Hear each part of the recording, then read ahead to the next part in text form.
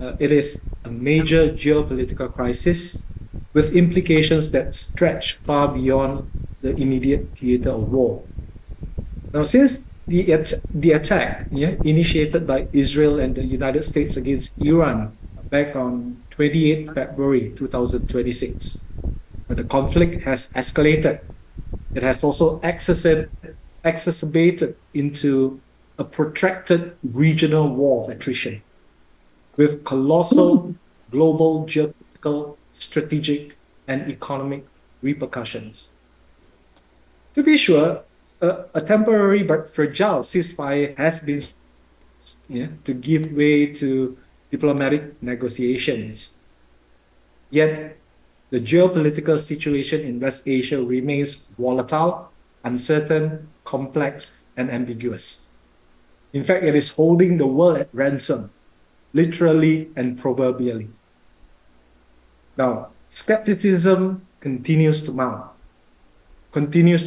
concerning the probability of any favorable outcomes deriving from such talks. And we know that the initial round have failed miserably, despite the intensive 21 hours of engagement. Yeah. And the April 22nd ceasefire deadline looms ever closer. Now, notwithstanding the growing anxiety of the global south, or I would also like to call it as the global majority of states, this conflict has understandably drawn official concerns from ASEAN, from Malaysia, in fact, strong condemnation from Malaysia, and also repeated calls from the United Nations Secretary General to end the war. Now, for us in Malaysia and ASEAN more broadly, this war is not a distant matter. It raises very pressing questions about energy security, or rather insecurity in today's world, inflationary pressures, trade routes, strategic alignments and realignments, diplomatic autonomy, and the future of a rule-based regional and international order. Even Bank Negara Malaysia has noted that a prolonged Middle East war poses downside risks to Malaysia's economic outlook. What more, with the US now threatening to interdict shipping from Iranian ports, which effectively is what I can see as a counter blockade of the Hormuz Straits in response to Tehran's partial closing of these very strategic sea lanes. Now, beyond economics and strategy lies a deeper moral and civilizational questions. For the Islamic world, this war once again sharpens long-standing anxiety about sovereignty, external intervention, selective reality, what I would call as unequal valuation of human sufferings in global politics. It actually forces us to ask not only who has power, but how power is used or abused, how power is being justified and normalized. Now, bluntly put, it forces us to contend with the ugly realities of an essentially and perennially anarchic, realpolitik-driven international order, where might makes right remain the order of the day, despite the advent of international institutions, norms, values, shaping state behavior and international outcome. Now, in this sense, this forum, ladies and gentlemen, this forum is not simply about war in the narrow military sense. It is about a wider crisis of international order. It is about how contemporary warfare increasingly blurs the line between deterrence and escalation, between security and domination, and between legality, morality, and impunity. It is also about whether middle powers like Turkey, smaller states like Malaysia, who is aspiring to be a middle power, and intellectual communities like us, whether we all still possess the agency to shape a more just and peaceful global discourse. It is therefore most fitting that today's forum bring together two highly respected scholars to help us think through these very difficult questions during these very difficult times, yeah, with clarity, sobriety, and most importantly, intellectual honesty. Ladies and gentlemen, it is now my great honor, Professor Dr. Jomo Kwame Sundaram. As mentioned by Dr. Rachel Tan, Prof. Jomo hardly needs any introduction. A former PSSM president, Professor Jomo is one of Malaysia's most eminent public intellectuals and among the most internationally recognized scholar in the fields of political economy, development, global governance, and also international inequality. Now, over many decades, Prof. Jomo's work has consistently challenged complacent orthodoxies, and it has urged us to understand crisis not as isolated events, but as expression of deeper structural contradictions within the domestic and international system. We are indeed very privileged, yeah, that he is with us this afternoon, Prof. Jomo, yeah, to speak on this highly pressing and urgent subject. Now, to enrich our discussion further, we also are equally honored, yeah, to have with us the discussant, Professor Dr. Guru Baba, my very good friend. We call each other brothers. Professor Baba is a distinguished scholar whose expertise in international relations and global politics makes him exceptionally well placed to respond to today's sharing. We look forward very much to Professor Baba's reflection, particularly on how this conflict may be interpreted, yeah, within the broader framework of power politics, of regional security, diplomacy, and international order. Distinguished participants, ladies and gentlemen, without further ado, let us move forward with this scholarly engagement by inviting Professor Jomo Kwame Sundaram to deliver this lecture. Professor Jomo, the floor is yours. Thank you very much, Professor Lai. Assalamu alaikum to all present. This traditional Arab greeting of peace is especially relevant in our times, as we have been reminded. I want to thank the Malaysian Social Science Association, PSSM, for kindly inviting me to be here, and also Dr. Baba for kindly commenting on what I'm going to speak about. I have to say that he has the disadvantage of not having any prior record or intimation of what I'm going to talk about. But allow me to emphasize that what I would like to do is to try to understand better the causes and implications of Israeli-US aggression against Iran as well as its allies. It's important for us to remember that the ceasefire has not been extended to Lebanon, especially to the Hezbollah, who are under tremendous siege. But it is not Hezbollah alone. Southern Lebanon is being invaded by Israel, which does not recognize the ceasefire. It's also very important to recognize the hypocrisy which has undermined the ceasefire, but it's important also to recognize that if you're going to have 21 hours of talks with the Vice President of the United States, it cannot be seen and dismissed as a failure. It has to be acknowledged that after the last time the US and Iran actually spoke was way back over a decade ago in 2015. So it's important to recognize that this is going to be a very difficult process, and there will be persistent efforts to sabotage it, to undermine it, but it is a necessary and process and a difficult process, as any as my colleagues who are better students of international relations than I am will testify. It's also important to recognize a number of other larger contextual issues. Remember, for example, that the US has gone increasingly into debt as a result of its involvement in wars. Last year, in the first year of the new Trump administration, uh, the US bombed 10 countries, 10 countries, including Iran, of course, and it has threatened to bomb at least four more. Um, and it's also threatened to invade Cuba, among other countries. So it's important for us to recognize that there is much at stake in what is going on right now.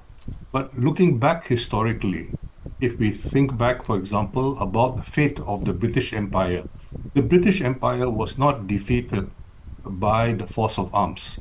The British Empire was defeated primarily by the debt it incurred in the First World War, in the Second World War.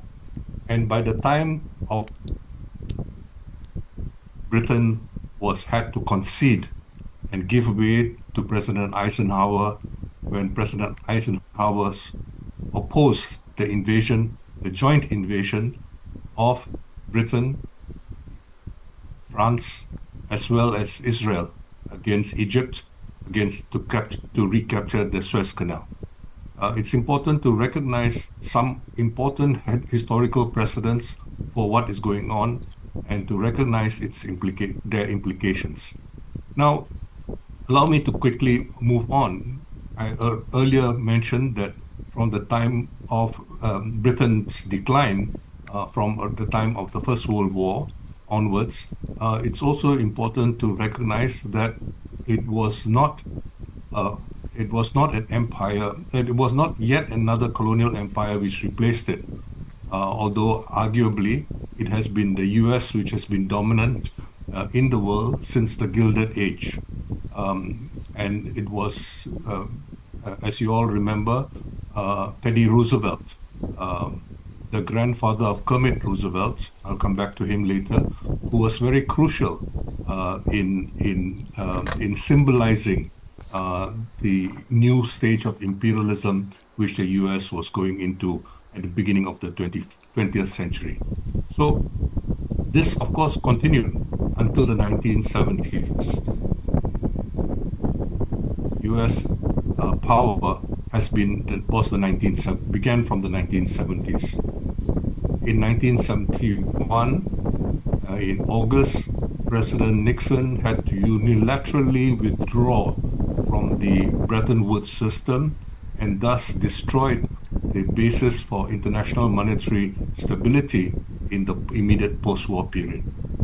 It was that which began a number of new developments, and we have seen, as my old professor Robert Triffin used to say, the emergence of a non-system. We often like to use the word system when in fact there is no system. It is anarchy which reigns.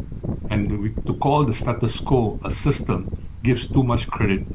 Now, basically, this period of the 1970s is important not only for what happened in 1971, but also the significance of the defeat of the American empire in Vietnam, in Cambodia, and arguably in Laos as well. Now, all this happened during the first half of the 1970s, and we also saw the decadence which led to the collapse of the resignation of President Nixon on charges which are far, far milder than some of the allegations made against the current US president. But that is for another day. Now, in going back again in time, going back to 1951, it's important to recognize that in 1951, in the first ever elections in Iran, Mohammad Mossadegh was elected and became prime minister of Iran.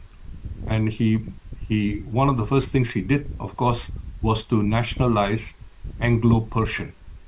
That Anglo-Persian is not a familiar name to most of us today, but it is now known as British Petroleum or BP. Now, this happened, and this lasted for less than 2 years. And in 1953, that same Kermit Roosevelt, the grandson of Teddy Roosevelt, led this CIA-led coup against Mohammad Mossadegh. And that coup restored, so-called restored the Shah. The terms used were similar to the Meiji Restoration when the emperor's position was restored vis-a-vis the shogun. But in the Professor, case, sorry, Prof. Jomo, yeah, your camera is not on. Is it possible for you to switch on your camera? So uh, sorry to interject. Yeah, um, sorry, the camera is on as far as I can tell. I see. All right. I mean, at least, and then turn Yes. it on. All right. Thank you very much, Prof. Oops, it's not It coming on again. must be the Maybe, bandwidth, maybe. no, Yeah. no, no, I don't think so. I have a very powerful router here, but I think All right. the big problem is probably I do not is do am I co-host? Am I able to turn on and off my camera? Okay, okay. Somebody has sent me something to start the video, and now is it working now? No. I cannot manipulate No. my video. Yes. Sure. Sure. No. No worries, Prof. In the interest of time, please proceed, Prof. Okay, yeah. Okay. Now, where was I? Kermit Roosevelt. Um, okay, so again, I can't start the video if I'm unable to open the camera. But everything was fine until you took the group photo. Um,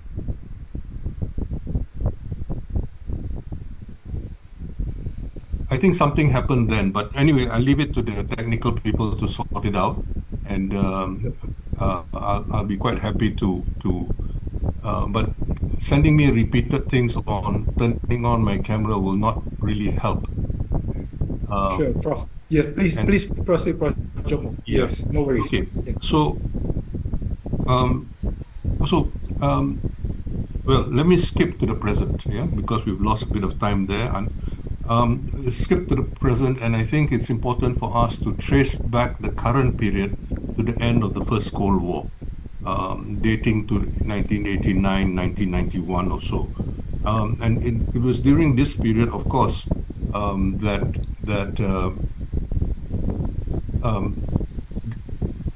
yes, during the end of the First Cold War, uh, very influential journals such as Foreign Affairs started talking about celebrating the unipolar sovereigntism.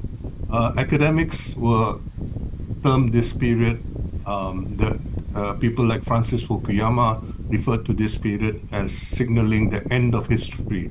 The dialectic of history had ended with the triumph of liberal capitalism, and so on and so forth. But in response, one of his professors, Samuel Huntington, argued about the clash of civilizations. And it's important for those of you who, since we are speaking to a primarily academic audience, it's important to remember that that clash of civilizations included a new category, namely the Judeo-Christian civilization, which did not include the Catholic, Latin Asia, such as the Philippines and so on, and Timor-Leste.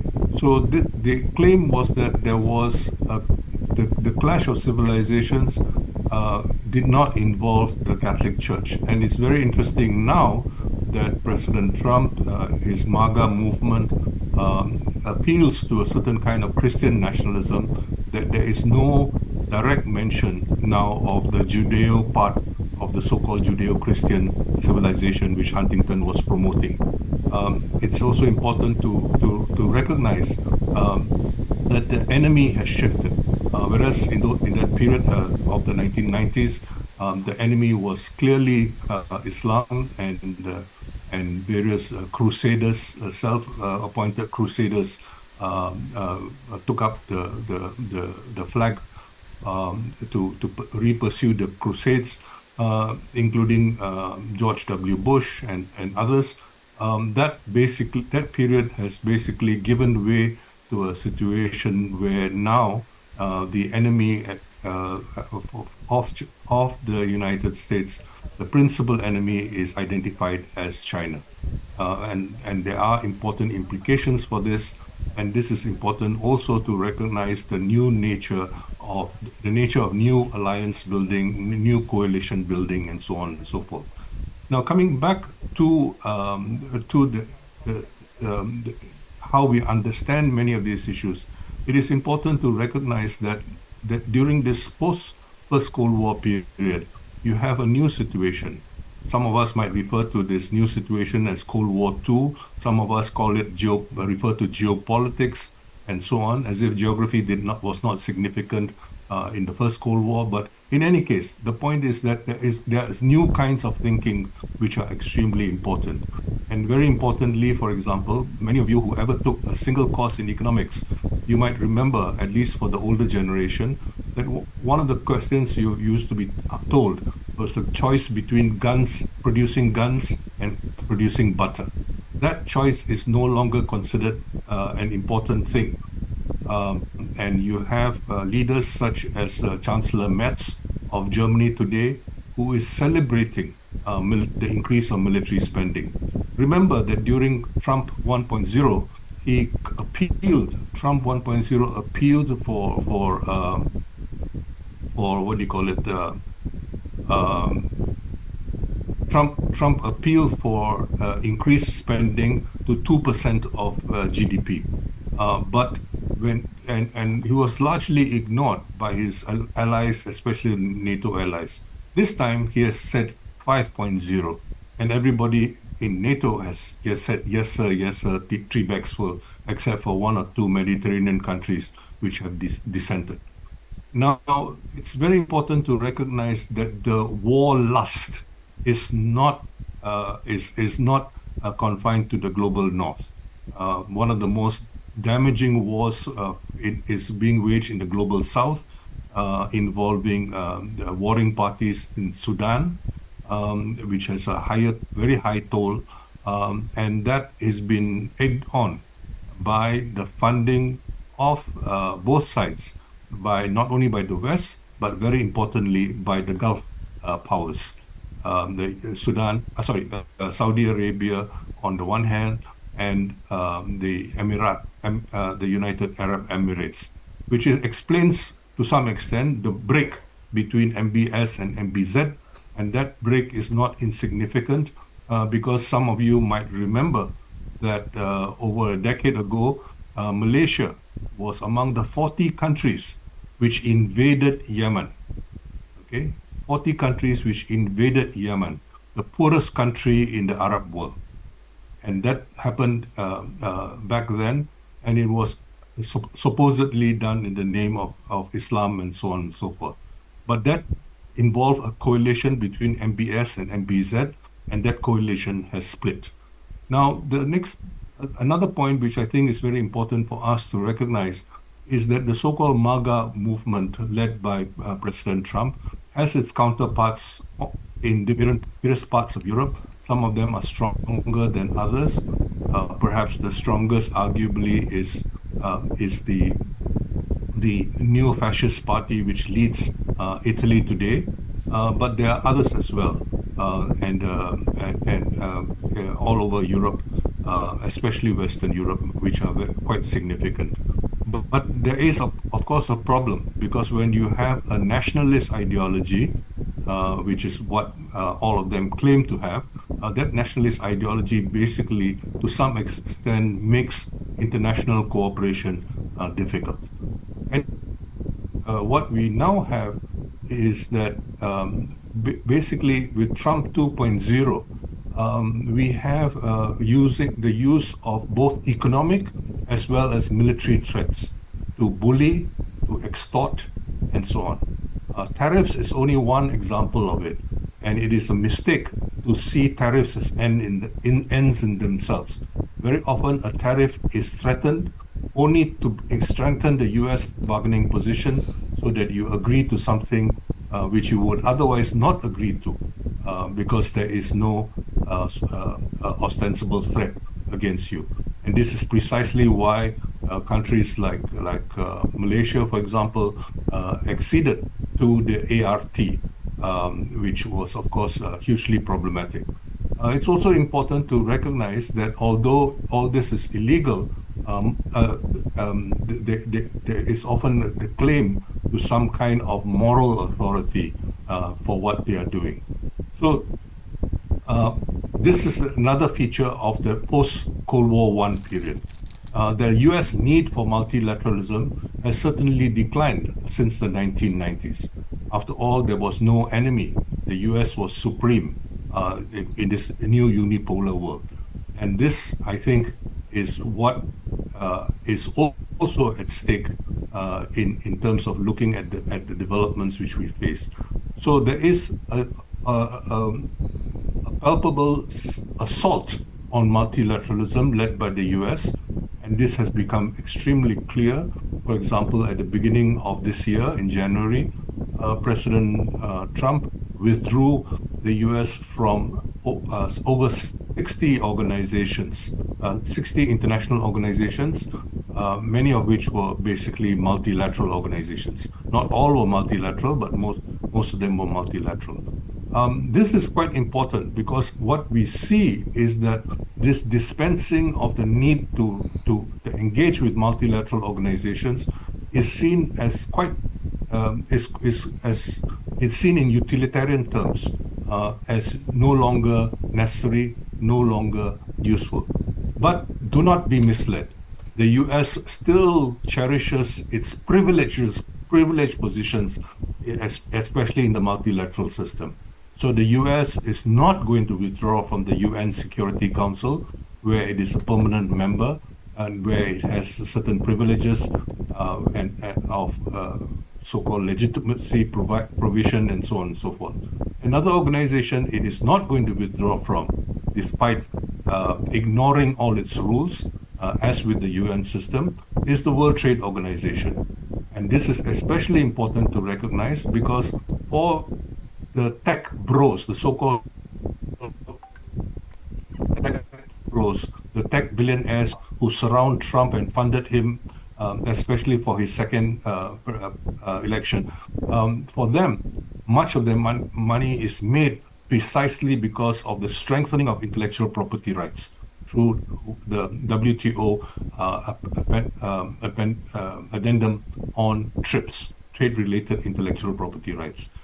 And earlier, for those of you who think that all this began with Trump, remember that it was under Barack Obama that the dispute settlement mechanism of the WTO was undermined by refusing to appoint any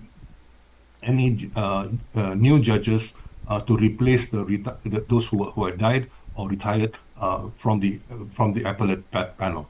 So effectively, the World Trade Organization has not been able to function very effectively and cannot provide recourse to poorer countries, to small countries who might want to appeal to the appellate body of the WTO. Moving on very quickly, I think it's also important to recognize why the U.S. has, and all this is related to the fact that the U.S. no longer feels a need for soft power, for the exercise of soft power. All of you remember that at the beginning of the second Trump administration, he appointed Elon Musk to set up DOGE, the so-called Department for Government Efficiency, and that went about closing down not only USAID, but also a number of other government programs in State Department and elsewhere, which were considered to be not useful. So what we have as a consequence is a selective use of multilateralism. And this has been extremely important. Now, moving on quickly, I think it's important for us to also recognize that President Trump basically uh, prefers. It's very common for people to refer to him as a madman, as a fool, and so on and so forth. I think that would be a huge mistake. He is actually he has perhaps a perverse view of how to achieve what he wants to achieve, but he goes about it quite thoroughly. And so when you think about, for example, his preference for bilateralism, if you don't have a multilateral organization, you don't have rules which you allow people to resort to, then what do? You basically deal directly between states, and you always deal from a position of advantage of superiority. And this is why US power, whether military or economic power, becomes extremely important to ensure that in every deal you have an asymmetry, strength on the US side and weakness on the other side. Makes it easier to secure advantage. And so, if you want to think about it in game theoretic terms, it is nothing very profound. It is a very simple game. It is not a repeated game because he's not even concerned about the legitimacy of which repeated games might require. But for him, the whole mode of dealing is to basically secure in one negotiation, and these negotiations are not even considered, uh, uh, the outcomes are not to be defended. For example, those of you who are older might remember there was something called NAFTA, the North American Free Trade Area, which was negotiated by George H.W. Bush and completed in the early Clinton period. But that was almost 3.5 decades ago. And basically, what we have had since then is not no longer this type of negotiations um, um, involving what is called a plurilateral grouping. In this case, the North American area involving the U.S., China, Canada, and Mexico. But instead, you now you he insisted Trump insisted that this is unacceptable for as far as he was concerned, and he insisted on a series of bilateral deals: the U.S. and Canada, the U.S. and Mexico, and between Mexico and Canada. And this was basically involved was produced something called the USMCA, U.S. Mexico Canada Agreement. Now, you might say this is much ado about nothing because many of the terms were actually quite similar, but I think it's important to recognize that this has become the new mode of dealing. So have been a few exceptions, and one important exception has been Europe, where Ursula von der Leyen has provided and very, very pliant leadership, just similar to that provided by Mark Rutte, the former Prime Minister of the Netherlands, who has been ever so appreciative of the uh, who refers to President Trump as daddy. So I think what we have now is a situation where what is often referred to as his transactional style basically involves one-time games, and these one-time games basically there's no morality to it. So corruption is actually very acceptable. So the fact that you are willing to pay to provide a $500 million claim to as Qatar did to the United to Trump personally doesn't become a problem. All the contributions to his ballroom project in the White House are also similarly, similarly all considered quite legitimate and above board. Now, you might say that now that Pam Bondi is no longer Attorney General, things may be different. Well, if you look at the hearings for his for her first replacement, you'll be quite convinced that is hardly going to be the case. So we have a situation where policy is for sale if the price is right. And this is important for us to understand what John Mearsheimer and Stephen Walt have referred to as the Israel lobby. Their book came out over 2 decades ago, and there was much talk about the Israel lobby even before that. But now the power of the Israel lobby is unchallenged, and particularly the influence of Prime Minister Netanyahu of Israel is extremely great. And it's important to recognize, for example, that the one of the foreign ministers in the ASEAN area is a regular speaker at the APEC, the annual APEC conferences of the so-called of the Israel lobby. Um, and it's also important to understand that Indonesia was the only country which volunteered to pay $1 billion to become a member of the Board of Peace. Again, you basically you have policies are for sale in Washington today. When we think about the influence of Netanyahu, it's important to recognize that he has been extremely influential in Israel for about 40 years, and that from about 30 years ago, he took over the leadership of the Likud party, and the Likud party has consistently stood for Greater Israel.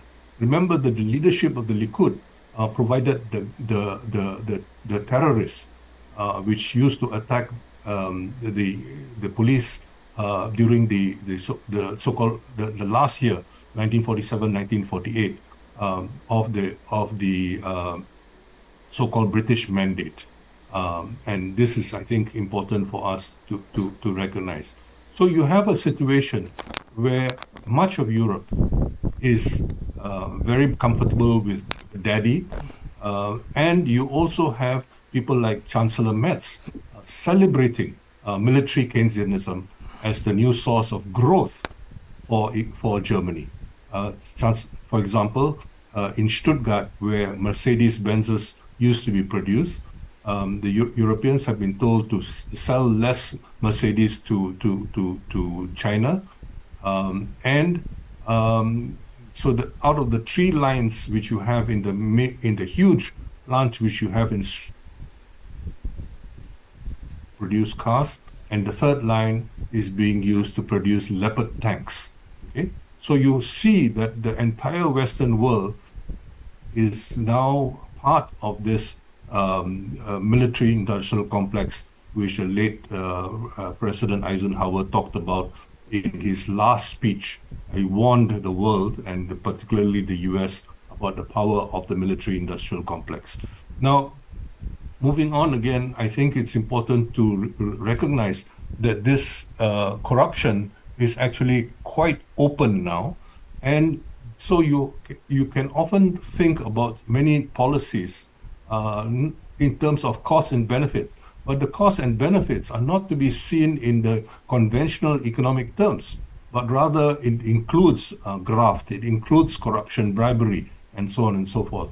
So these political costs are mounting, and these political costs have to be considered as well. And this is part of the reason, because the MAGA movement in the US has been split, and there are enough people from the MAGA movement who are now testifying that this war is actually at Netanyahu's behest for all the advantages it confers upon him, which I won't try to summarize. But it is essentially something where the president himself has been compromised. There was a debate supposedly in the kitchen cabinet on the war, and it was Hegseth who was very gung ho about the war. Marco Rubio the one who wants to revive European colonialism and imperialism, who was more hesitant, and thirdly, and no less importantly, it was J.D. Vance who was more concerned about the blowback due to this war. So it's important for us to recognize that we now have a situation where even the West, Europe and Canada and so on, and some would like to think even Australia and New Zealand are beginning to step back a little bit. And Mark Carney, the Prime Minister of Canada, referred to this in his Davos speech at the end of January, where he acknowledged that Trump 2.0 has divided the global north. But as you also know, last month, Marco Rubio went to Munich, and tried to appeal to Western unity by invoking a memory of Western imperialism and colonialism of the world. And here, I think it's important for us to remember that two Nobel laureates ago, there was a Nobel laureate awarded to Daron Acemoglu, and Daron is of Turkish of Armenian descent, and the other two were James Robinson as well as Simon Johnson, and the three of them, basically, in a number of books and other writings, have been arguing about that the superior outcomes of colonialism were best achieved through settler colonialism. Okay, not the kind of colonialism most of us were subjected to, but it is really the settler colonialism in the so-called British dominions, which resulted in the best outcomes in the new institutions and so on and so forth. So it is not as if they are leading what the intellectuals, including economists, have been legitimizing some of this thinking, and it's important for us to recognize what the implications of some of this thinking is. So going back to Trump 2.0's first year, I already mentioned that he bombed about 10 countries. And I think going into this war, Trump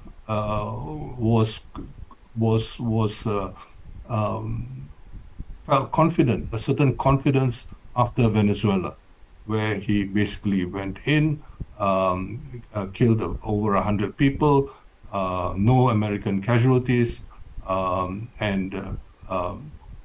at least no fatalities, and then basically got rid of Maduro and replaced him with Rodriguez.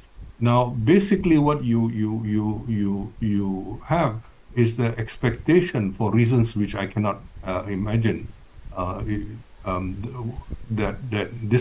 you could try to repeat that kind of thing in the case of Iran. And obviously, Iran is quite different. So it's important, I think, for us to recognize that as Arundhati Roy has pointed out in a very passionate speech, instead of speaking about her book and her relationship with her mother, she made a speech which has sometimes been summarized as Iran is not Gaza. Okay? So the overwhelming strength of Israel vis-a-vis Gaza is not to be found in the case of Iran. Okay, Iran represents something different, and it's important to recognize the history of Iran, which I won't get into right now. But Iran basically dared to say no, and this willingness of Iran to say no has been extremely important. And President Trump clearly does not want to deal with the high costs for the high political costs for the MAGA movement.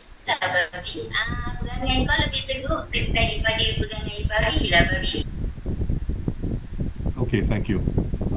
Now, I think it's also important to recognize that not only Iran, but even Ansarallah, or the so-called Houthis in Yemen, have been able to resist in very innovative ways.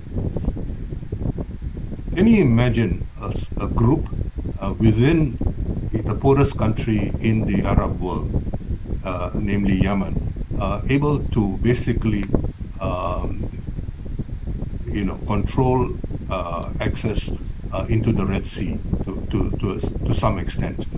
This is something which I think something which was almost inconceivable, and the kind of innovation which has been possible is important for us to recognize. So the weaponization of Hormuz is something which is quite important. It's very interesting that Trump wanted to close Hormuz because Iran had agreed to allow ships of countries which had not been antagonistic to Iran. And then it took a slightly different view of wanting to charge a toll.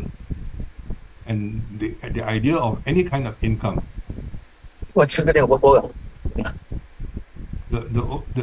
person, I mean, basically, the toll through Hormuz is something which probably outraged President Trump, because he basically thinks of himself as the greatest deal maker of being able to make money from any possible opportunity. And many of you might have noticed the huge sales in futures prices for energy supply, which took place just before the announcement of the ceasefire. So a lot of money was made by unknown quarters, obviously who had inside access to insider information.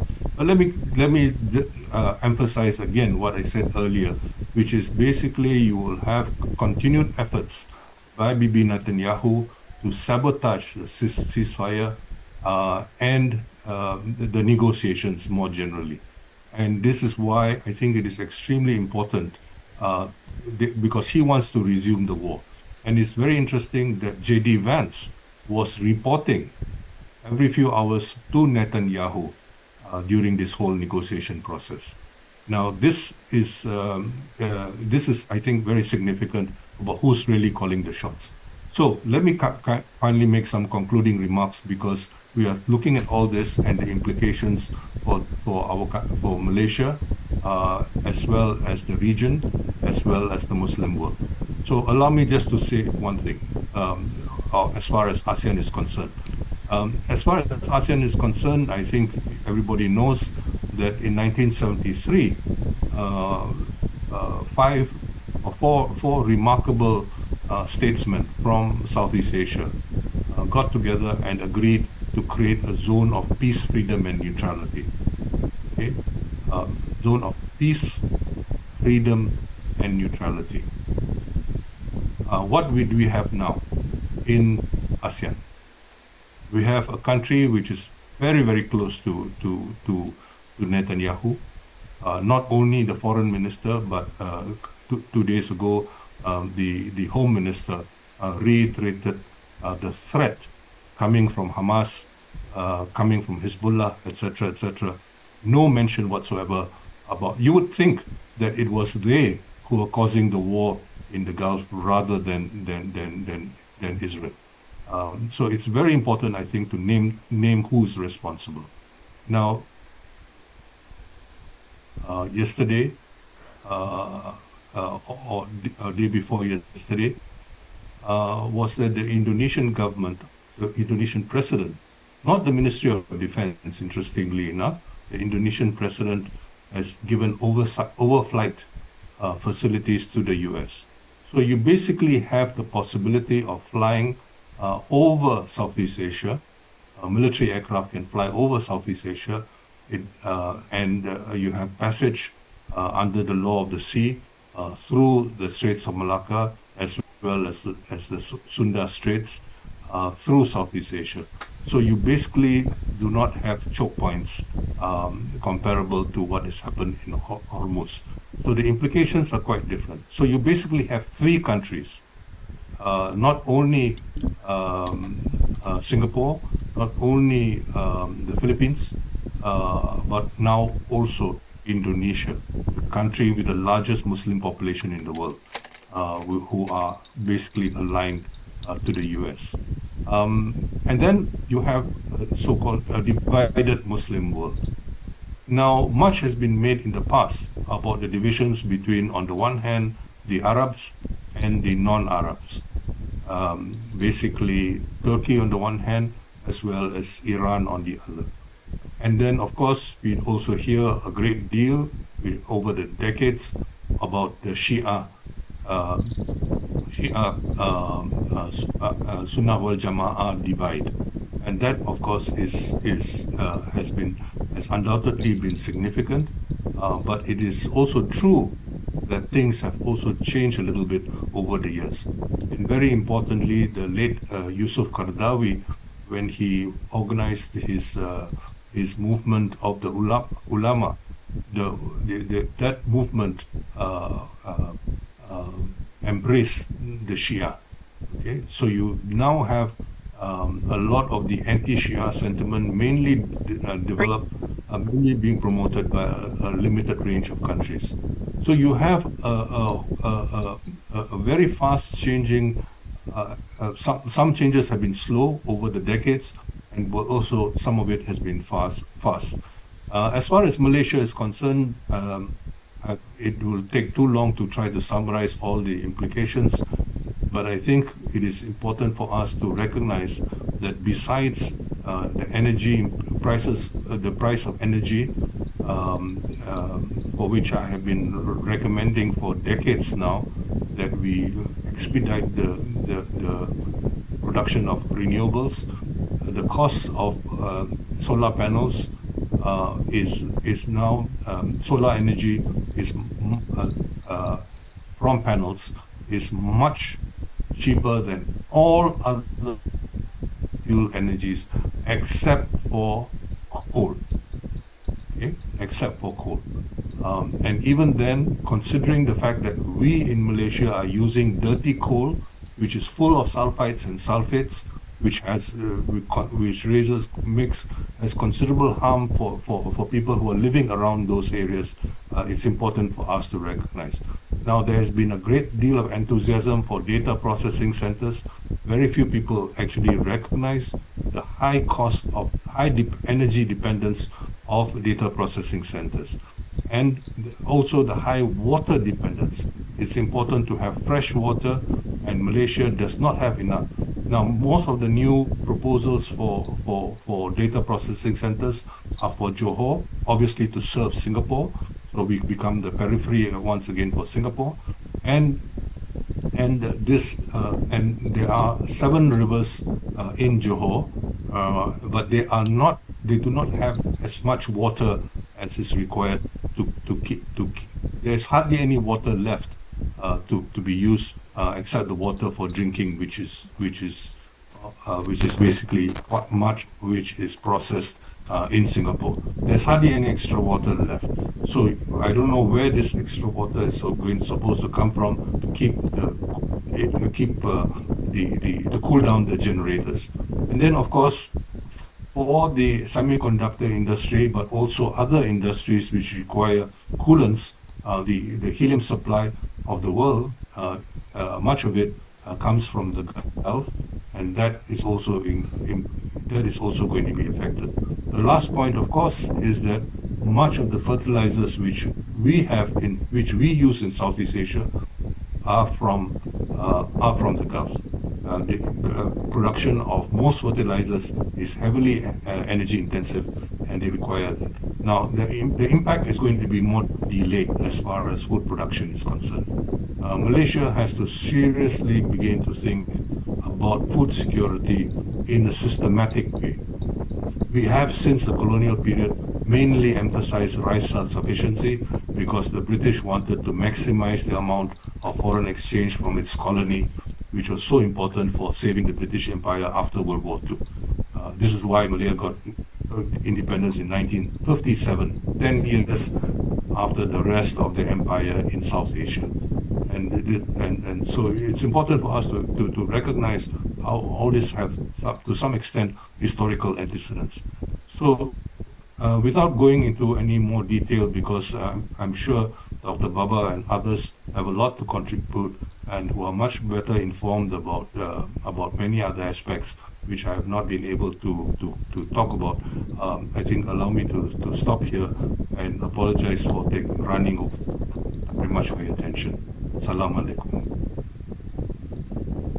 Thank you very much, Professor Jomo. Thank you very much for a very deeply illuminating and intellectually rigorous. And I would say that it is also very thought-provoking sharing. I believe your sharing just now has basically helped us situate the US-Israeli war on Iran, not merely as a regional conflict, but it is also a wider symptom of not only geopolitical fracture, strategic asymmetry, and also what I would say as the continuing erosion of moral consistency in international affairs.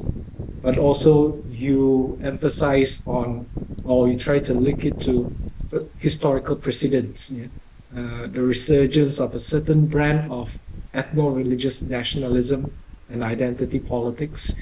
And also, you mentioned about the rise of transactionalism in international politics, and of course, the growing salience of the economics of war, yeah, among others. So, Professor Guru Baba, may I now invite you to offer your comments and views as discussed? The floor is yours, Prof. Good afternoon. Selamun alaikum. Selama Sejatara. Forgive my pronunciation, please. Thank you very much. It's an honor to serve as a discussant on this very important environment topic. An event with my Malaysian colleagues, my brothers, in a week. So it is quite unusual for a Turkish academic from Ankara to be hosted in Asia, and the same country in Asia. I think it underlines the growing trans-regionalism between the two regions. That would be one of the pinpoints that I would like to discuss in my presentation. Last week, I was in Kuala Lumpur as a moderator of an international conference on Turkey-Malaysia relations organized by ISIS. Dr. Seri Amber Ibrahim and Dr. Prof. Faiz Abdullah brought their excellence and sophistication to the event. Once again, it's my honor, my brothers. After distinguished Prof. Jomo's historically, politically, and economically deep analysis, I will try to bring you a bit to the surface, maybe a bit regarding the implications of the Iranian conflict, quote unquote, with more of an IR lens. My central argument is going to be very simple. The US-Israeli war on Iran is not only a Middle Eastern conflict.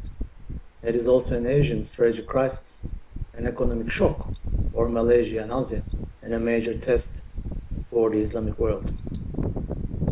Above all, it's a conflict that also shows why Turkey has become one of the key states in this emerging regional order. Since I'm connecting from Ankara, I am guessing that you would be expecting some comments about the Turkish diplomacy, Turkish measures, and Turkish activity. I will try to walk with you through this argument, say in 5 steps. Hopefully, I will try to do it in a mood to trigger the audience to engage afterward. First, I will try to explain why this war is a major strategic rupture. Second, I will try to turn to Malaysia and ASEAN. Third, I will try to discuss the implications for the Islamic world, then on Turkey. Then I will try to wrap up with a maybe broader strategic lesson that Prof. Lai just, underlined. Let me begin with my first point.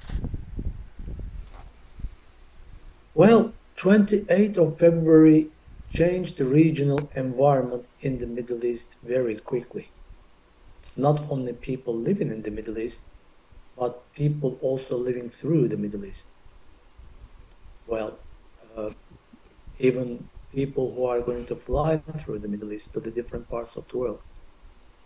What started as a joint US-Israeli offensive against Iran did not remain limited. Iran responded across several fronts. The conflict widened.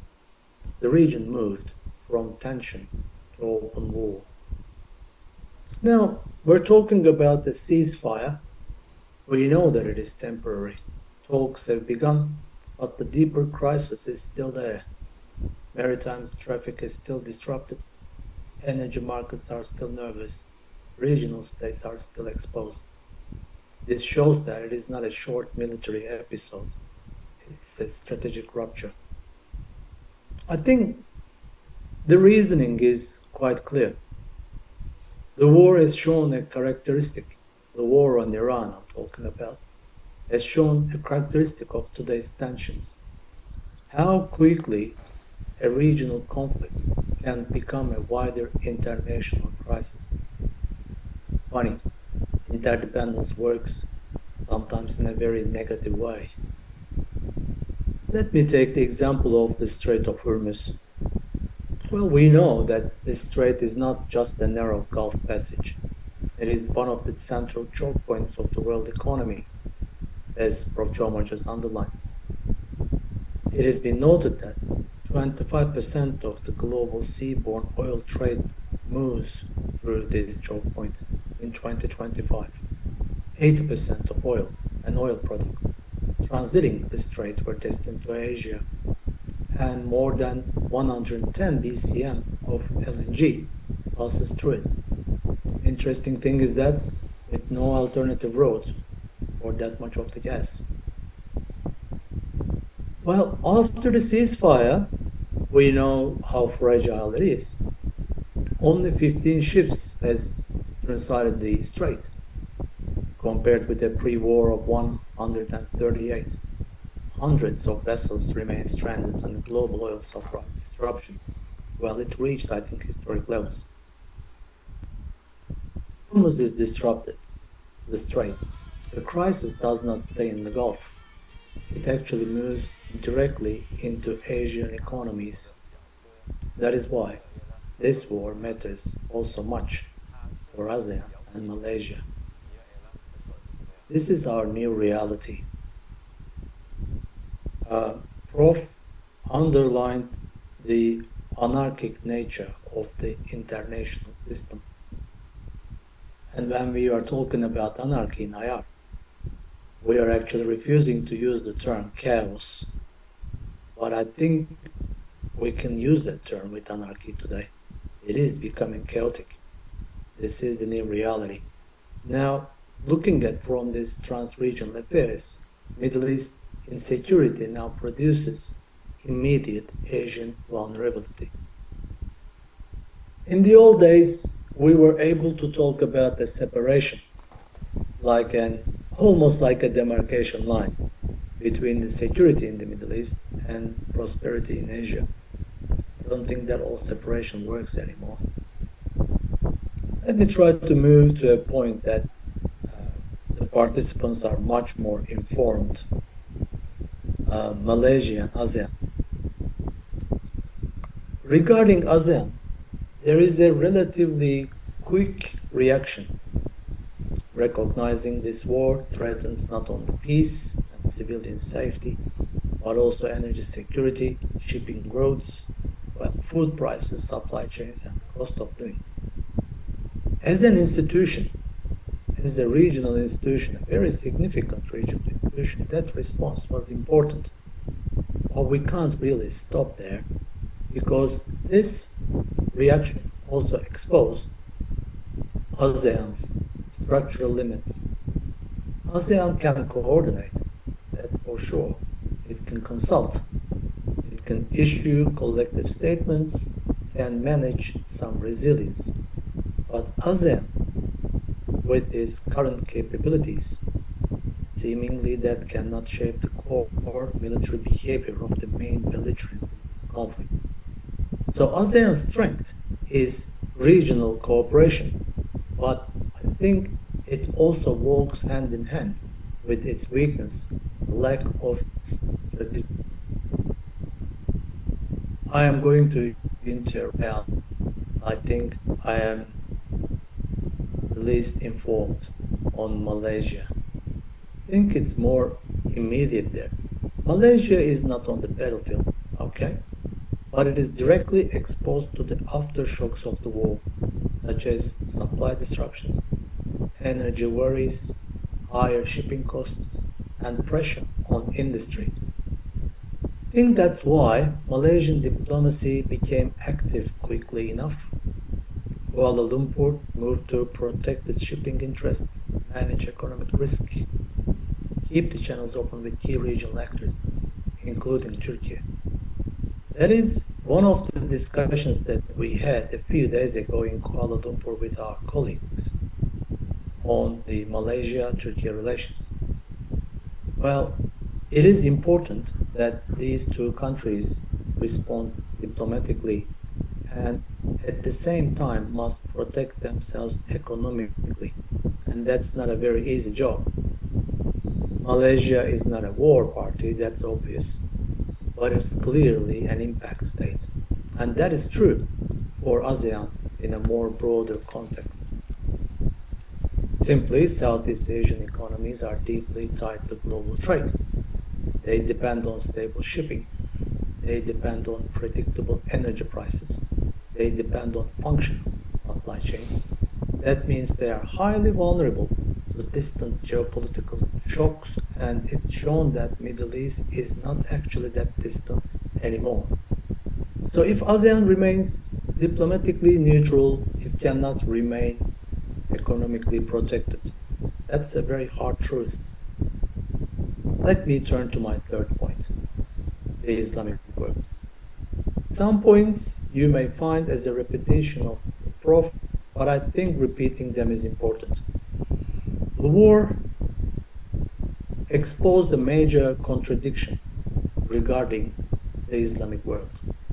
There is still a strong rhetoric across this world, this epistemic world, if I may, on sovereignty, intervention, and Palestine. But is there really a unified strategic line on Iran? I don't think so. I think that matters. Speak of the Islamic world as if it were a coherent geopolitical actor. This conflict, I think, underscored that it is not. It is politically fragmented, strategically divided when it comes to such sharp regional conflicts. Also, I'm going to take a realist turn here in IR.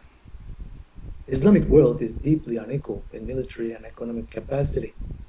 Some states fear Israeli escalation, which are very much so of realist terms in IR. Some fear Iranian retaliation. Some rely heavily on the United States for security. Others want de-escalation at almost any cost. Some of the members of the Islamic world condemn external intervention, but they are also wary of Iran's regional posture. So basically, we are not really seeing a strategic unity. We are seeing a fragmenting structure under pressure. I think this is this war's most important lessons for the Islamic world. Islamic world can still produce a common language, but it cannot easily produce a common policy or a strategy. This shows that the war is actually creating a wider realization. Many Muslim majority states now see more clearly how dangerous overdependence can be. Dependence on external security providers, external financial systems, fragile trade routes creates a real vulnerability. The crisis showed us that very clearly. I'm going to move into the new forms of South-South cooperation, which will bridge me to my fourth point, Turkey. As I said at the beginning of my talk, I think some of the audience may ask for a Turkey type of or a Turkey-oriented side of my presentation. Why Turkey is a pivotal state in this entire discussion. First of all, geopolitically and geostrategically, it's of the several strategic worlds at the same time. Turkey is a NATO member, it's a Muslim majority power. Well, it's a neighbor of Iran, basically. It's a part of the Middle East, although some of our Turkish colleagues will not accept that. But geographically, it is from an Asian side, it's a part of, West Asia. It's a, well, people also see it as a hub between Europe, Central Asia, and the Asian space. So Turkey is not watching this war and cannot watch this war from a distance. It is feeling the effects directly. How directly? Or basically when Iranian missiles approached Turkish airspace and NATO air defenses intercepted them. Well, this very fact alone tells us something very important. Basically, this war is not neatly contained. It has already touched the security perimeter of a major NATO state. So for Turkey, unlike many countries in different parts of the world, it's not an abstract diplomatic issue. It's a real, immediate security problem. But security is only one side of the story. The second side of the story is something that Turkey has been very familiar with due to the crisis in Syria, which is humanitarian and demographic. So, Syrian experience gave the Turkish diplomacy a very thick lens of Syrian experience. Ankara knows what happens when a neighboring state weakens or begins to fracture. Well, it basically brings displacement. It brings pressure on borders. It creates space for armed actors and basically long-term instability inside and outside the country. So, one side of Turkish diplomacy has prepared for possible migration flows from Iran, which is not seemingly happening in short term. And this is not necessarily ideological, this is strategic. Turkey does not need to support the collapse of the Iranian state. In that for Ankara, the worst case scenario is not simply a strong Iran, it is a collapsed Iran. Because collapse can produce a much wider disorder, stretching across borders, militias, migration routes, and all regional balances of power will be affected by it. That's why Turkey's diplomacy is trying to be extra careful, opposing wider escalation, and supported diplomacy-backed negotiations. Well, try to preserve the channels of communication, trying to be strategically realist, trying to prevent the emergence of a larger boom. Well, obviously, I can't disregard the economic side of things. Turkey is, well, economically vulnerable because it remains energy dependent. High oil prices and gas prices quickly feed into inflation, external imbalances, and basically domestic economic strain. So Turkey faces a layered crisis, a multi-layered crisis, exposed militarily, exposed demographically, exposed economically. And let me underline this very term. I think this is the term that we need to discuss today. Communication. Turkey is one of the few states that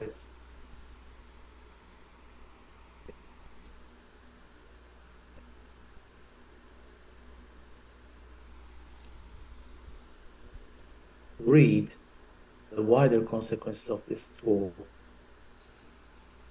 Let me bring a few words to Turkey and Malaysia relations. One item of it is obviously both are, Muslim majority middle powers. Both want strategic room for maneuver Both seek greater autonomy, but neither of these two countries can escape this global interdependence. Let me use interdependence in quotation marks. Both are trying to diversify their trade, technology, defense, and diplomatic partnerships. That makes, I think, their relationships true. Let me use this old term again. Regarding the international system, structurally important.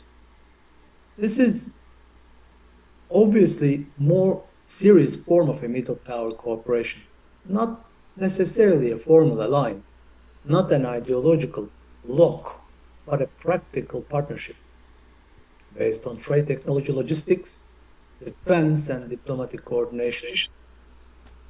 We know we are living in a world shaped by these fragile choke points, unstable corridors. In that type of a world, I think this type of a bilateral relationship matters. Offers flexibility, offers a very familiar term for Malaysian foreign policy, maybe not that familiar for the Turks, is the hedging capacity. Offers a way to reduce overdependence on great powers. Let me come to my final point, so leave some time for the discussions. The main lesson from this Iranian crisis is that now sovereignty depends on resilience. Diplomatic neutrality is not enough. Statements are not enough. Moral criticism is not enough.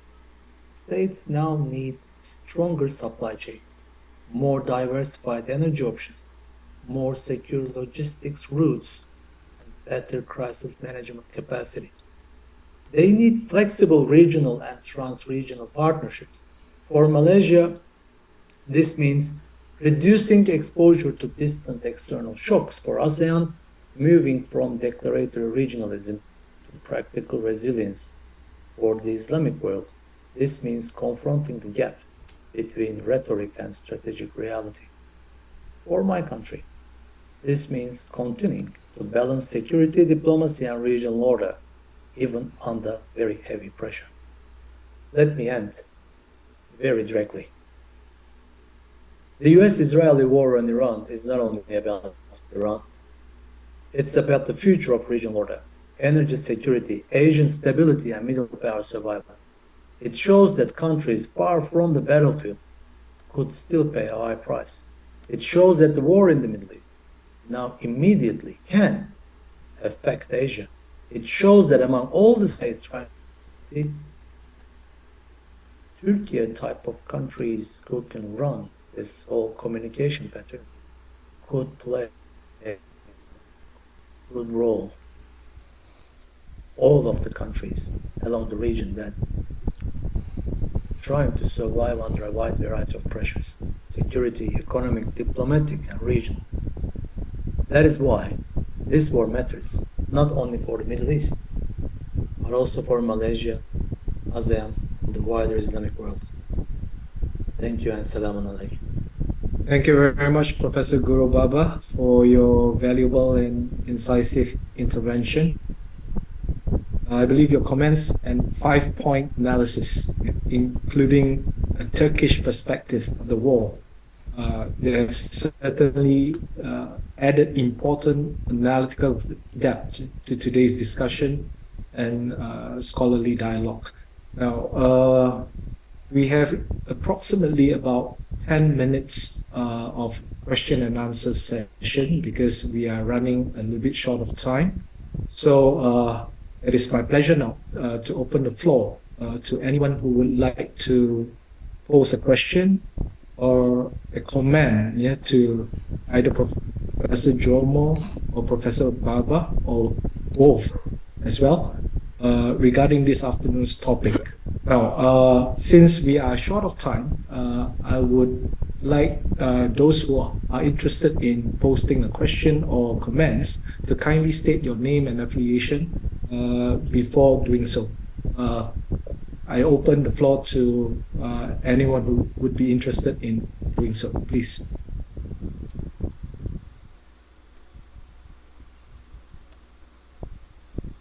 Anyone?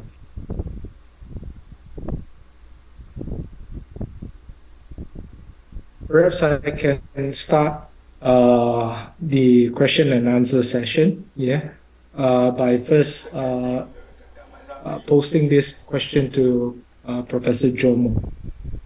Professor Jomo, you mentioned about uh, this war being part of what we are seeing as a potential manifestation, yeah, of clashing religious identities or more pieces of a clash of civilization.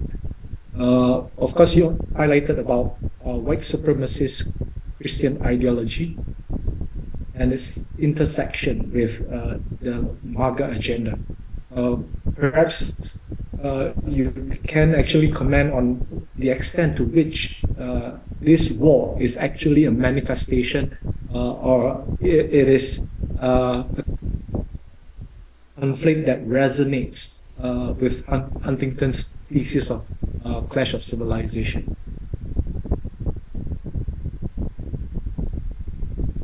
Sorry, thank you very much, Professor Lai. That's a very important question. I probably did not make myself clear in my presentation. I do not support Huntington's thesis. I was just simply trying to summarize to you how the different perspectives offer different ways of looking at the war, as well as looking at the aspects of the war. So I talked about game theory, not that I subscribe to it, Yes. especially since now some people are just talking about game theory without even knowing very much about game theory. Some of somebody who never even studied basic game theory is often talking about game theory. For those of you who follow YouTube. But what I'm referring to is there is a view, the Huntington view, which has been uh, uh, used by so Huntington disagreed with his former student Fukuyama. Fukuyama talked about the so-called the end of history, basically arguing that the Hegelian dialectic of history had come to an end because there was nothing superior to liberal capitalism. That was the Fukuyama claim. And now, of course, for those of you who have followed this, Fukuyama no longer believes in his own argument. But Huntington is no longer alive, so he cannot retract what he said. But one has to remember that Huntington has long believed in strong militaries. Dr. Baba might be too young to remember Huntington's first book, based on is to justify the military juntas which rule many countries, including Turkey, in an earlier period. So it's important so what Huntington did was to try to legitimize his view of so-called clash of civilizations.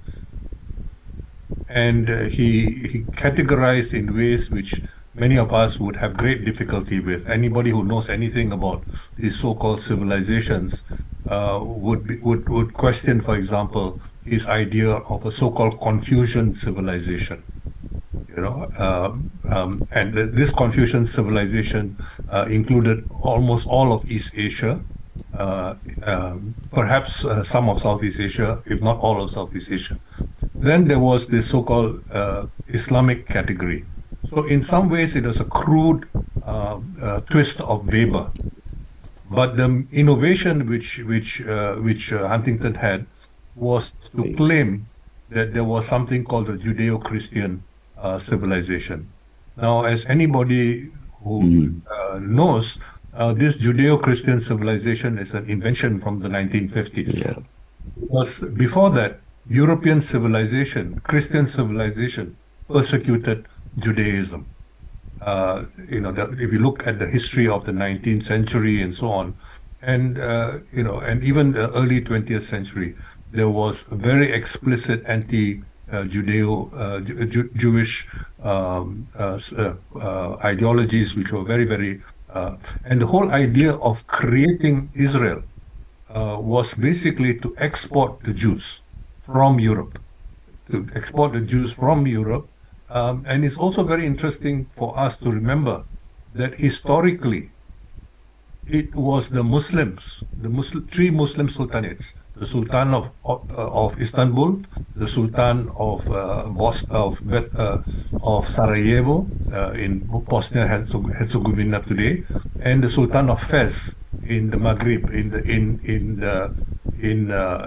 These were the three sultans who provided safe havens to the Jews when the Jews were kicked out of Andalusia, out of Muslim Spain,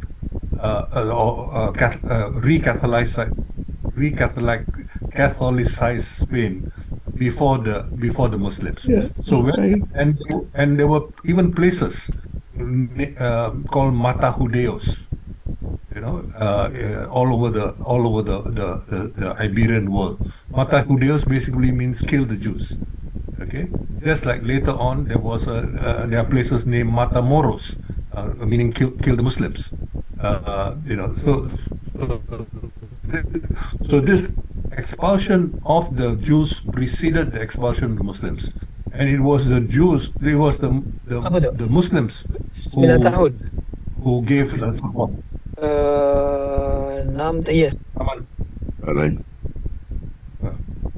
Yeah. So anyway, the point I'm trying to make is that these so-called cultural categories and civilizational categories were invented because they serve a particular purpose in time, at a particular moment in time. Now, what I was also implying was that Trump, in promoting white Christian nationalism, had to reject the Judeo part. Okay? Even though there is a very important phenomenon of so-called Christian Zionism and so on, he created this category. He created this category called Christian nationalism, where he tried to win back the Catholics. Okay, and J.D. Vance, of course, is famously Catholic. Marco Rubio is famously Catholic, and so on. But by and large, as we know, some of the strongest criticisms of Trump today are coming from Pope Leo, and the first American Pope. Okay, and so you find that it has not been easy, but I think it's very important to get away from this kind of cultural essentialism, which underlies what Huntington did, which has now been used in a different way by many of the white nationalists, as well as the Christian nationalists in different parts of the world, as well as by other nationalists. I mean, the Hindutva nationalists, for example, although they are not specifically discussed by Huntington, are very significant. So there is this whole category of Hindu civilization. Some of you may have seen Shashi Tharoor's recent, where he talks about that the king of a king in Kerala, when he heard that the Prophet of Islam was preaching and so on, he actually went to meet the Prophet of Islam, and then came back and asked them, and Muslims were given an old Hindu temple to set up the first mosque in Kerala, in Malabar. So it's a very, very much more complex history than people like Huntington would like to use, and he doesn't even have the depth of Weber, for example, when Weber talks about Chinese civilization or Indian civilization or Islam. He doesn't even have that kind of depth. It's a basically utilitarian use of cultural categories or so-called civilizational categories by him. I hope I've clarified myself. Yes, thank you very much, Prof. Joel. Yes, excellent. Prof. Baba, would you like to just briefly also contribute to this discussion before I move on to the other questions? I have one question in the chat box by Mr. Raymond Chow, and then we have also virtual hands raised, yeah, by Prof. Marco Yoshimura and also Dia Lakshmi. So very quickly, Prof. Baba. Yes, I think Prof. Jomo was quite right about the importance of the age factor of academics to be familiar with the vibrant discussions of the previous decades. I think he was very right. Um, and only one element that I need to underline that I think there was a misperception in the, let me put it, in the U.S. mindset at the end of the Cold War, and that problem uh, was being signified by this whole the end of history thesis. You know, at the end of the big wars, great powers, the victorious powers, without any quotation marks, they are inclined to rewrite the order in world. Uh, And the US mindset had this mistake at the end of the Cold War. They thought that with these new paradigms, they will be able to rewrite the order, dividing again. This time, not through as communist and the capitalist, but through a different type of a demarcation line. I think that was a mistake in the sense that when it comes to the identity, it is not that identity is not an ideology, by the way. They are two different things, as we all know. And dividing the world according to an identity of being this and being that, either you are this, if you are this, that means you are not that, was a mistake. Today, we are seeing the repercussions of this mistake with the increasing South-South cooperation. I think they weren't expecting it to be building up, probably not that quickly. So just like Prof. Tomo just underlined very rightly, these type of, at the end of Cold War, rewriting type of ideologies should be retracted and put it into another shelf. I'll leave it here. Thank you very much, Prof. Guru. All right, before I go to Prof. Marco, perhaps I can read out the question in the chat box by Mr. Raymond Chow. Okay, the question sounds like this. Most of the time, root causes of human conflicts could be found by following the money trail. Who, in your opinion, benefited from prolonging the war other than the military-industrial complex of the US? Perhaps I invite Prof. Jomo first, being a famous political economist. Prof. I think we are not talking about the military-industrial complex. Obviously, it makes money from many things, and I've also identified, for example, who stands to benefit from trips in the WTO. But I think what we have seen is the use of information, or privileged information, or previously understood to be privileged information, selective use, release the information before it appears that before President Trump announces a ceasefire or something like that, there seems to be a huge buying of positions which are going to be immensely profitable. So you buy futures, for example, and so on and so forth. And he and his friends seem to be very, very good at it. That's why I think even ceasefire announcements are cynically being used, by various people to make money. And I mean, we have to recognize that many of these people who are involved in negotiating are self-interested people. Jared Kushner used to give up his bed whenever Bibi Netanyahu visited and stayed in his house. He used to give up his bed and he would go down and sleep in the basement. You know, I mean, this is how intimate the relations are. So it's not simply following the money. There are also very strong personal relations. And the biggest single donor to President Trump after Peter Thiel in the first election was Sherman Adelson, who has since passed away. But Sherman Adelson is basically very, very close to Bibi Netanyahu. So, to look simply for the money of people making profits from the sale of arms and so on and so forth. But undoubtedly, today, the biggest arms merchant in the world is certainly the US. But, Mr. Trump is not so generous to let other people who control the military industrial complex to make money. He's not interested in the collective interest of the military industrial complex. I think what we are seeing is, the military industrial complex has been working for a long time in various different countries. They have bribed, the late Anthony Sampson wrote books on board the arms bazaar, and the cuts for sales he estimated to average 40%. Normally you make 15%, you're quite happy. This is 40% cuts. But a lot of it involves some kickbacks and so on and so forth.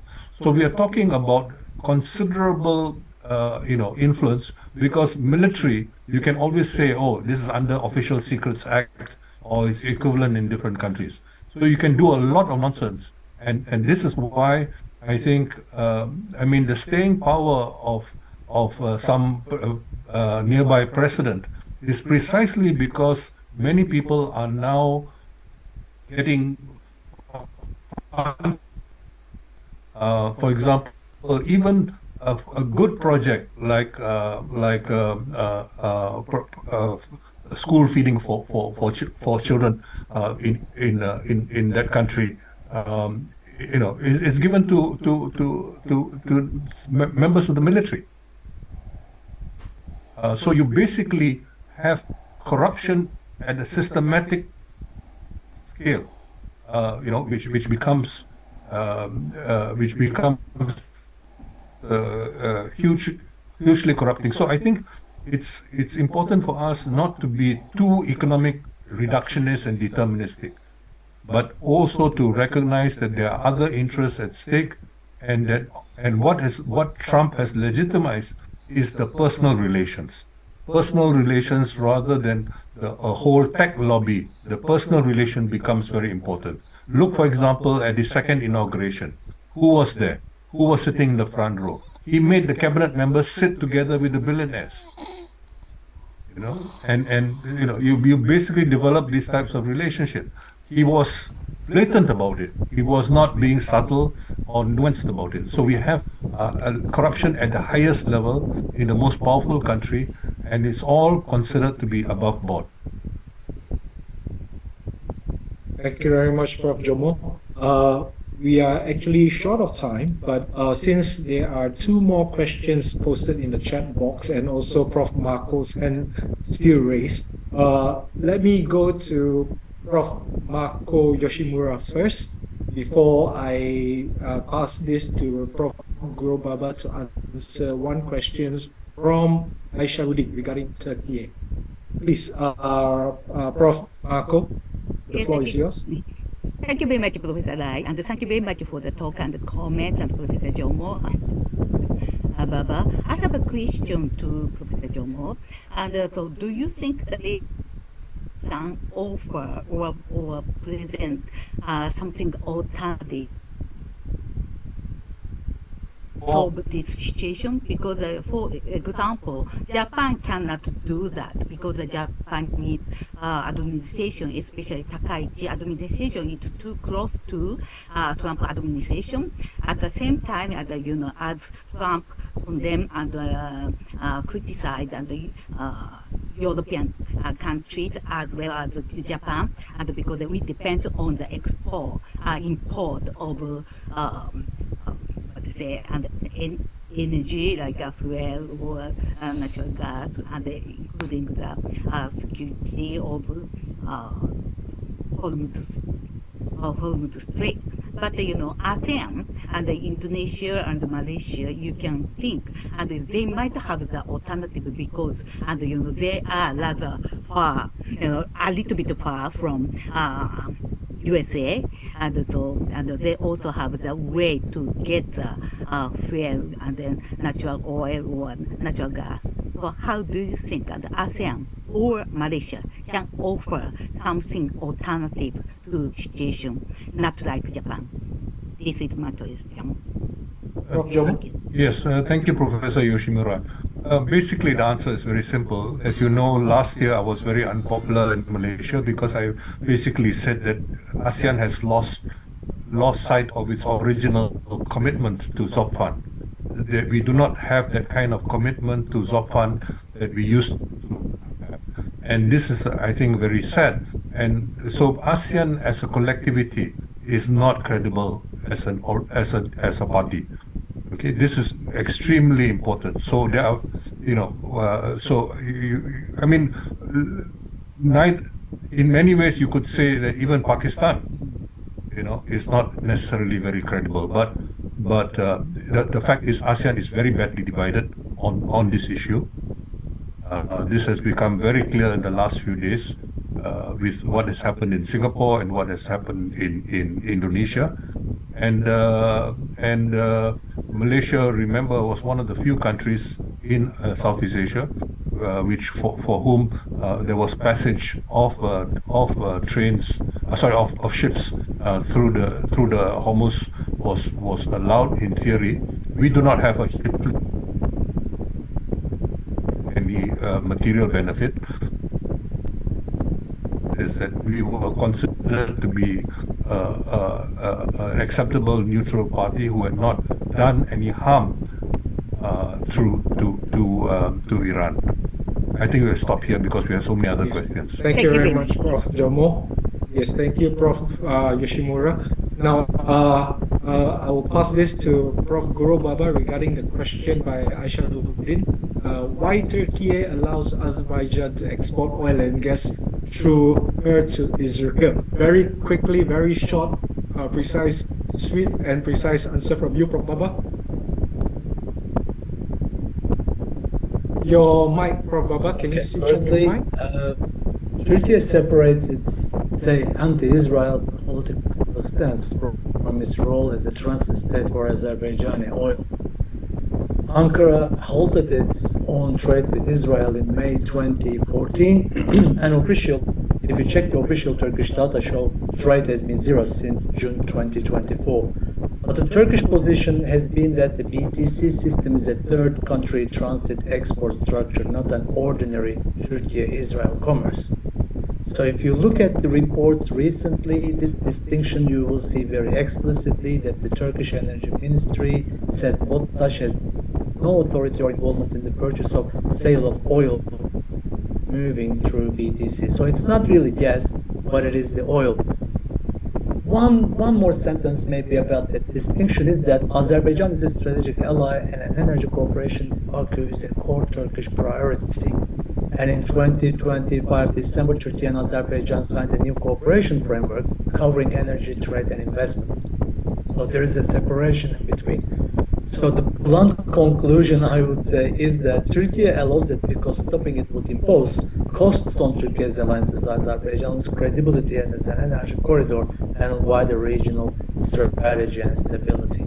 That's what I can try to wrap. Thank you very much, Prof. Baba, for a very precise and direct answer. Well, it is not really blunt. I would say you are still very diplomatic. This is emblematic of you as an international relations person. All right. Now, one final question because we are running short of time. So it is posted in the chat box by Win Y. And I believe this is quite populist-oriented question. So I will pose it to both Prof. Jomo and Prof. Baba. Now, what is happening in Iran, Cuba, etc., can be seen as part of a long history of imperial dominance In the 1950s and the 60s, there was a torch of anti-colonial imperialism born from Southeast Asia in the person of President Sukarno. Consolidated opposition of the sort is now not tangible, but it is important. Where do you see possible grounds for regional or global pushback against ongoing imperial thuggery?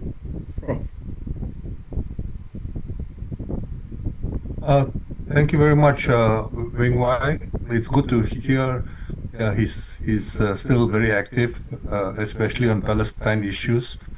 I particularly want to, I'm quite honestly quite pessimistic.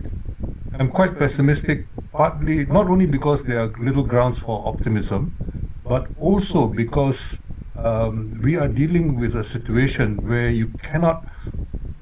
President Trump has basically thrived on being unpredictable.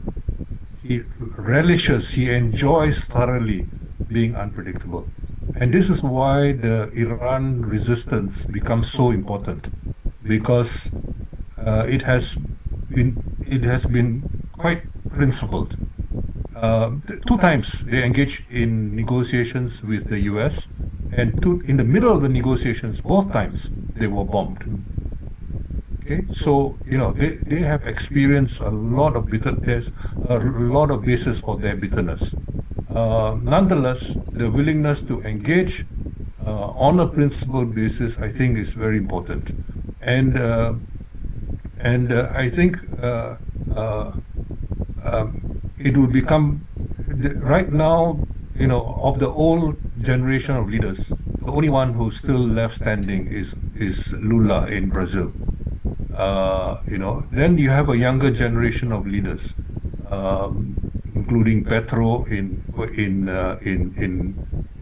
Colombia, but he will have to step down soon. Okay, he will have to step down because they have a term limit of only one term.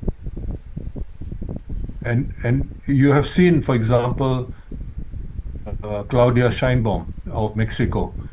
She was willing to send aid to Cuba, but when she was threatened by the U.S., she did not pursue the aid.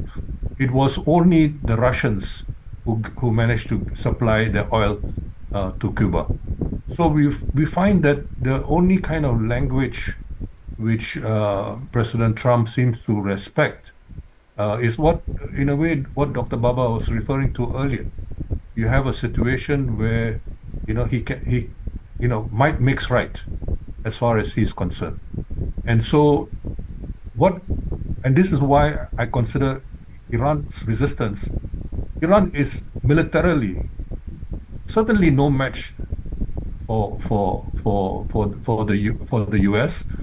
Its budget is not even 1%. Military budget is not even 1% of what the US spends on arms. It is arguably not even a match for Israel, if you think about how armed Israel is, especially the nuclear arms. But nonetheless, it has been able to demonstrate how, if you want to play dirty, we also know we also know how to play outside of the rules. Okay, the Straits of Hormuz is a violation of the UN Convention on the Law of the Sea. It's a clear violation, but nobody is scolding Iran for doing that, except, of course, the usual suspects. Because what do you do when you are pressed the way Iran has been pressed? So this is why, regardless of how people feel about the Shia Sunnah difference and all the other differences, people are generally sympathetic, including, and I want to emphasize, many people in the MAGA movement have. So this is basically an important turning point. It's a very important turning point in terms of world politics, which unfortunately is often greatly influenced by American politics. And so much will depend on the outcome of this. I believe that the isolation President Trump is feeling politically, including the will mean that hopefully there will be negotiations going forward. But he precisely for every advisor who is reminding him of that, Trump likes to do precisely what is not expected.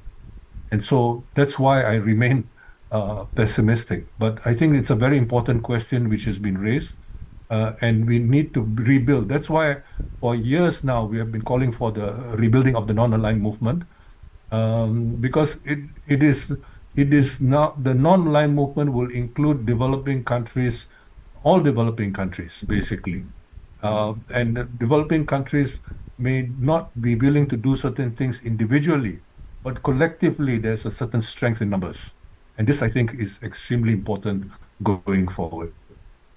I, I, but thank you for the questions and thank you for the opportunity, Professor Lai, Professor Siti, and Dr. Baba. Thank you very much for the opportunity to share thoughts with you and the others. Thank you very much, Prof. Jomo. Perhaps one final, very brief intervention from Prof. Baba related to that, the final question before we end this Q&A session. No worries. I'm going to wrap up with 3 sentences. Very international relations, 3 sentences. I'm going to use the first sentence with great sorrow. This is a sentence from the Malian dialogue. I'm going to take Prof. Jomo's pessimism a step further. The strong do what they can, and the weak suffer what they must. Today's awful realism actually pushes us this very quote of the Malian dialogue. The most realistic pushback, if we can talk about it, is today not a revived Bandung conference led by one charismatic state, but maybe a fragmented ecology of coalitions, legal pressure, financial insulation, and mass politics. Who is gonna do that? There is a very hard constraint that many states denounce coercion while remaining tied to US-led security. I think that's pretty much the point of today's awful realism. I'll leave it here. Thank you very much, Prof. Baba, for a very insightful and thoughtful comments. Right now, in the Q&A session, my sincere apologies on behalf of PSSM for not being able to take more questions. I believe this can be the beginning of more conversation that can take place out of this platform. Yeah, I believe you may be able to contact Prof. Baba and also Prof. Jomo. I believe PSSM can actually provide you with their emails or even contact numbers if you are willing, if they are willing to further have further discussion related to this particular topic. So, distinguished guests, participants, ladies and gentlemen, I think we have come to the close of this session. But before I end this session, please allow me to very briefly offer a concluding reflection. Now, the US-Israel war on Iran should concern us not only because it is destructive, but because of what it reveals as well. Now, it reveals how fragile peace has become, yeah, in an age of what I would call as almost permanent militarization. It also reveals very quickly how international law can be invoked selectively or even ignored altogether. Yeah, and it also reveals how regions such as ours, although geographically distant, as mentioned by Prof. Baba and Prof. Jomo, we remain profoundly vulnerable to shocks produced elsewhere.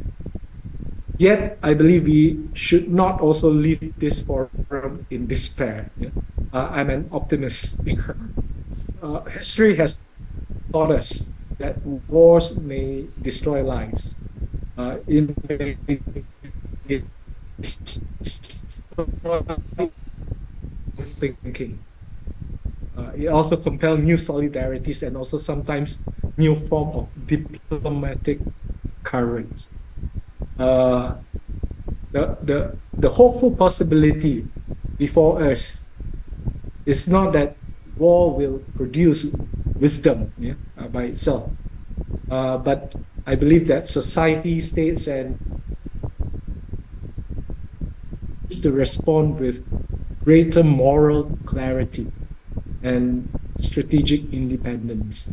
Now, for Malaysia, for ASEAN, and for the wider Islamic world, the challenge is, of course, to not to merely react to events, yeah, but to articulate principled positions. Basically, to try to defend peace without naivety, to uphold justice without selectivity, and also to insist that security cannot be built on endless cycles of preemption, humiliation, and even retaliation. Now, if there is any meaningful outcome from this tragedy, let it be a renewed commitment to unity and also humanity over the logic of permanent war. So, on this note, I wish to thank once again our distinguished speaker, Emeritus Professor Dr. Jomo Kwame Sundaram, our discussant, Professor Dr. Guru Baba, all the way from Ankara, Turkey. Yes, albeit online. Our president, Professor Dr. Siti Daud, and all participants who join us for this very timely and important discussion. Uh, let's let us all give a huge round of applause to our speaker and our discussant and to everyone. Fly a picture. All right. So yes, now I will pass the floor back to the MC, Dr. Rachel Tan, and I believe before we end this session, there will be an official photo session. So I would like to encourage everyone to switch on your camera for this memorable photo that will be, of course, posted in PSSM's website. Back to you, Dr. Rachel. Yes, please, everyone, to turn on your camera. Just a few seconds so that everyone can get ready. Check.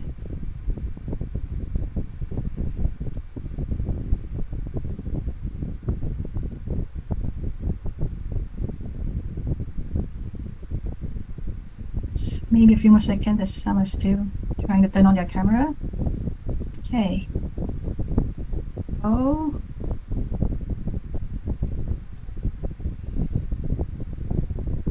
Give it a try. Okay, cheese. 3, 2, 1.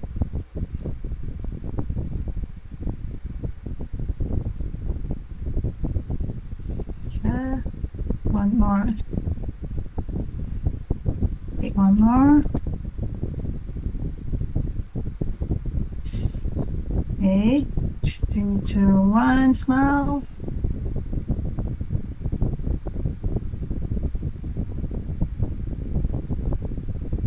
Try a final one.